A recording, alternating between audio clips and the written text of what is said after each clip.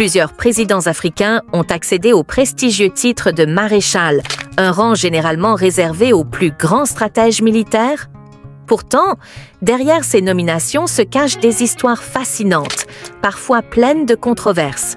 Certains l'ont obtenu pour leur bravoure sur le champ de bataille, d'autres pour asseoir leur domination politique.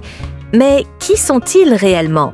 Pourquoi ont-ils été élevés à ce grade exceptionnel?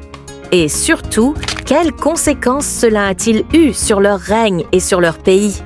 Dans cette vidéo, nous allons explorer ces figures emblématiques, leur parcours et les mystères entourant leur ascension. Vous risquez d'être surpris par certaines révélations. Restez bien jusqu'à la fin, car l'un des présidents de cette liste a obtenu son titre dans des circonstances totalement inattendues. Préparez-vous à découvrir une facette méconnue de l'histoire africaine. Numéro 5. Idriss Déby Itno. Bien avant. Idriss Déby. De nombreux dirigeants africains se sont donné le titre de maréchal ou des statuts de dirigeant à vie. Le 11 août 2020, date marquant le 60e anniversaire de l'indépendance du Tchad, le président Idriss Déby Itno est devenu officiellement maréchal dans ce pays d'Afrique centrale qui a connu une succession de rébellions, d'insurrections et de coups d'État souvent sanglants. Ce passage de général à maréchal fait suite à une lutte quasi personnelle qu'Idriss Déby mène contre les combattants djihadistes au Tchad, au Niger et plus largement dans la bande sahélienne. L'homme qui a passé plus d'un quart de siècle au pouvoir est largement considéré comme l'une des personnalités les plus influentes et les plus compétentes dans le domaine militaire dans la région. Idriss Déby n'est pourtant pas le premier sur le continent à être élevé à ce rang, même si dans son cas, son parti estime qu'il reçoit ce grade militaire en qualité de héros. La BBC s'est intéressée à certains dirigeants africains qui ont atteint ce grade militaire, ou un rang quasi équivalent, soit en se déclarant le titre eux-mêmes, soit en se faisant accorder leur statut par le Parlement de leur pays. Numéro 4. Idi Amin Dada, le Field Marshal de l'Ouganda.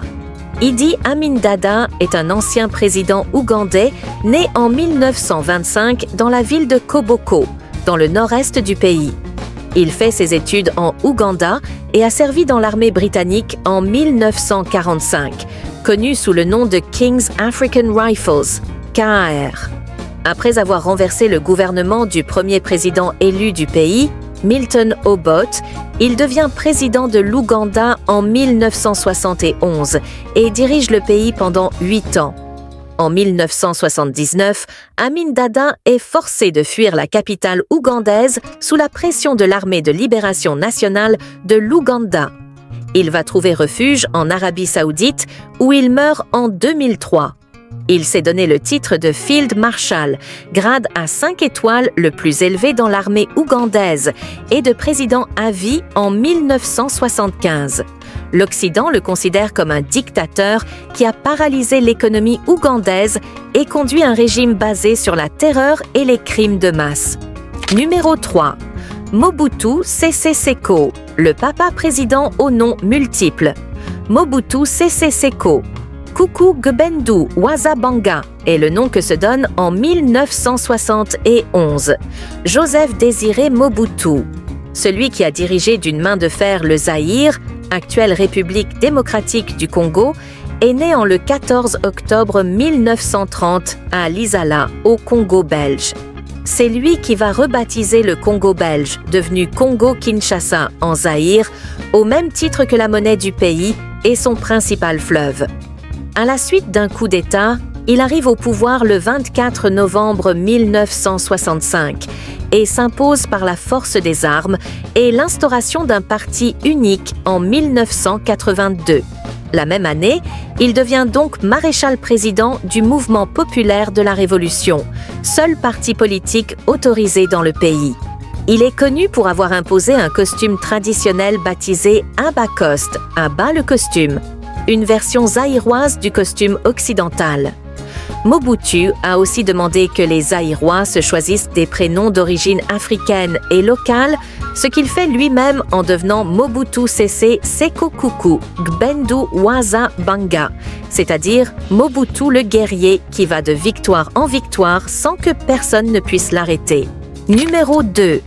Mohamed Hussein Tantawi, maréchal au pays des pharaons. Mohamed Tantawi est né dans la région de Nubie, entre l'Égypte et le Soudan, en 1935. Il a obtenu son diplôme pour rejoindre l'armée en 1956 en Égypte.